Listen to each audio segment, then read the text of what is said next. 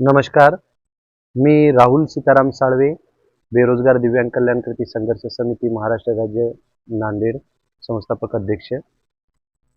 आपल्या माध्यमातून मी प्रशासनाला एक सवाल करू इच्छितो. दिव्यांगांना नेहमी रस्त्यावर उतरल्याच्या नंतरच शासन प्रशासनाला जाग का येते? हा माझा सवाल आहे प्रशासनाकडे. कारण स्थानिक स्वराज्य संस्था असतील, नागरी स्वराज्य संस्था असतील, यांच्याकडला राखीव 5% निधी अखर्चित असेल किंवा आमदार, खासदार यांच्याकडला स्थानिक क्षेत्र विकास निधीतील दरवर्षीचा 30 लक्ष रुपये हा खर्चित असेल.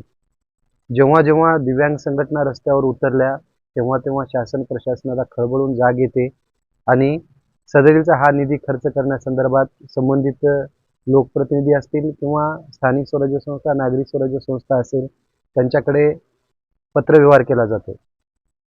खरं पाहता हे दुर्दैव आहे की दिव्यांगांना स्वतःच्या न्याय हक्कासाठी शासन निर्णीत न्याय मागण्यासाठी रस्त्यावर उतरून आंदोलन उपोषण करावं लागते. आता नुकतेच जिल्हा नियोजन विभागातर्फे देण्यात आलेल्या मला पत्र आहे. त्याच्यामध्ये खासदार महोदयांकडला MP लॅड्समधला खासदार निधी हा खर्च करण्यासंदर्भात त्यांनी खासदार महोदयांना पत्र दिलेलं आहे. ही मागणी या मागणीसाठी तक्रार दाखल करावी लागली होती. वारंवार तक्रार दाखल केल्याच्या नंतर या मागणीच्या अनुषंगाने पत्र दिल्या जाते. हे खरंच एक दुर्दैव आहे. मी आपल्या माध्यमातून शासन प्रशासनाला माझा एक प्रश्न आहे की दिव्यांगांना नेहमी रस्त्यावर उतरल्याच्या नंतरच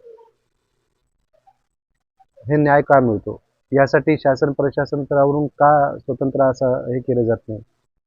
दिव्यांगांच्या ज्या काही कल्याणकारी योजना आहेत, या योजनांच्या संदर्भात का शासन स्तरावर अंमलबजावणी होत नाही? का दिव्यांगांना रस्त्यावर उतरून स्वतःच्या न्याय हक्कासाठी लढावं लागतो, संघर्ष करावा लागतो? हा शासन प्रशासनाने खरंच उत्तर द्यायला पाहिजे. धन्यवाद.